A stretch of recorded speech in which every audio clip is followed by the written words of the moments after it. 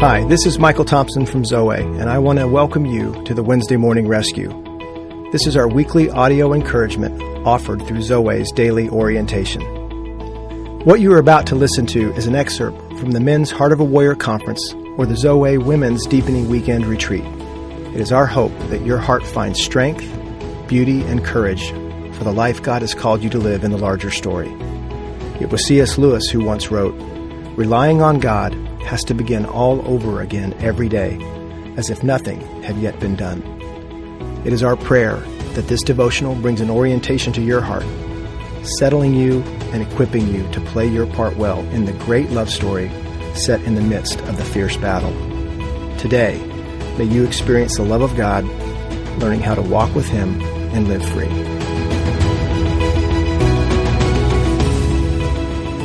This is what we do with Jesus. As Dana encouraged us to do earlier, we tell Him where it hurts. We tell Him our story, even though He already knows it. We pour out our heart. We allow ourselves to remember and to feel and to maybe even cry and grieve. It's so very important that we don't minimize it. It's really fine. I'm good. Let's let the past stay in the past. Time heals all wounds. No, it does not. I'm here to tell you that we carry the pain of those wounds and its effect until it's healed. Brennan Manning said, "A wound that is denied is a wound that cannot be healed. It will stay, it will fester." We must acknowledge that it hurt, that it happened, and that it mattered. That's so important. And then we allow Him to wrap his loving arms around us and hold us like Tom did and like Jamie was talking about. She just got this very real sense of God wrapping His arms around her. And then the healing begins. A critical ingredient here is that Grace has learned to trust Tom, just as Pilgrim has learned to trust him. That's huge. She's come to trust his heart and to believe that his intentions are good towards her. She's watched him. Dana mentioned this also. She has watched him, Tom's way with Pilgrim, his gentleness, his tenderness, his kindness, as well as with her own heart. And she believes that she is safe in his presence and that her story and her pain will be handled kindly, with tenderness and kindness. Our wounded hearts have taught us not to trust. Have we come to trust the heart of God? For 36 years, I couldn't fully trust His heart.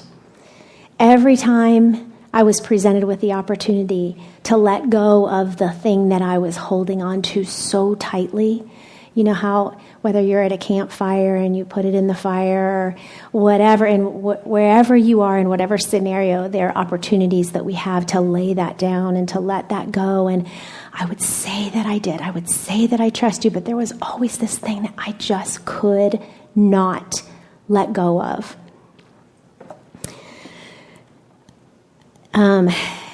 I would say that I was trusting Him, but deep down I was holding on for dear life. And the irony is that that thing didn't bring life. It brought death to my soul. And it was what was keeping me from freedom and trust and love knowing. I can see it now. It's easier to look back, I know. But I mean, at the time, I know it's terrifying to even consider loosening our grip. I remember what it was. Maybe it's a fear, maybe it's an addiction of some sort. I remember where I was when it shifted for me. It was 2004, and it was the first time I was at an event like this. And I was introduced to a very different Jesus than I had ever known or experienced. And we were invited to see through film clips and times alone with God and the messages and women sharing their hearts and their stories. And I was introduced to a Jesus at His personality, His ways, His heart in a way that I had never known before. And I was just starting to learn at that time that I could trust his heart, that his heart was good, and that I could trust him. I remember where I was when I experienced the shift. And such a settledness came to my heart. I knew his heart was for me, and that it was so good, and that I could trust him, even with the thing that I had clutched so tightly to for so long. I know that there are days and weeks, sometimes years, where God is quiet, and we're desperate for his voice and desperate for his presence, and we just can't seem to hear him. We want and invite him to come for us so that we can know that we can indeed trust him, right? Do you ever just cry out, Jesus, do you even see me? Do you know what I'm going through? Do you remember how long I have been in this place? Do you even care? Why are you so silent? How can I trust you if I can't hear you or see you or feel you? The Psalms are full of such cries of the heart, such honest, raw cries. The scriptures are filled with men and women like you and like me crying out to Jesus. I read in Jesus Calling the other day and pictured Jesus speaking to you and coming after you with these words.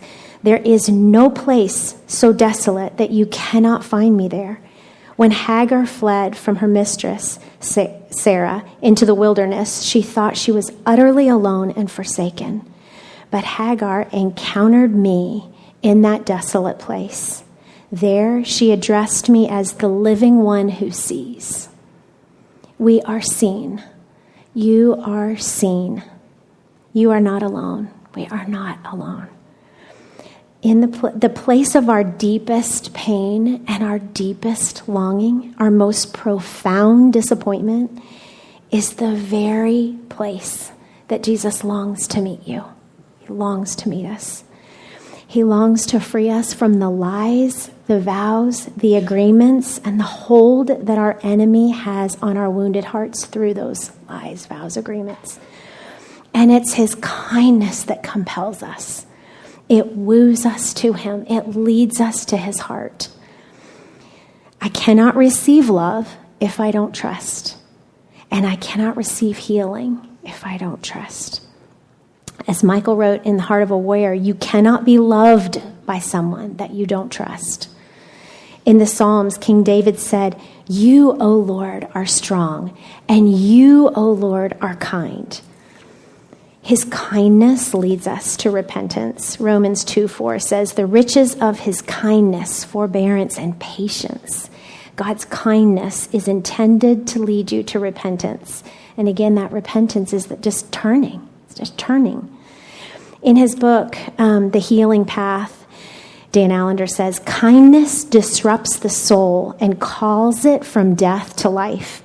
When we let go of attempting to protect and provide for ourselves, the false self, we discover that God was our truest desire all along.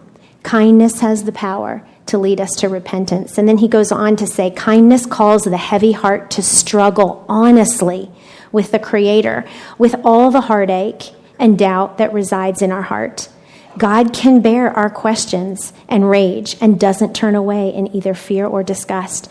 Rather, he moves towards us without overtaking us or intruding and offers a kindness that sings life to our hearts. He goes on to say that love heals the heart.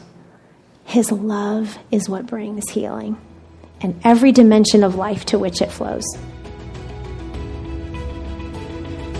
Thank you for listening to this week's Wednesday Morning Rescue, a part of Zoe's Daily Orientation.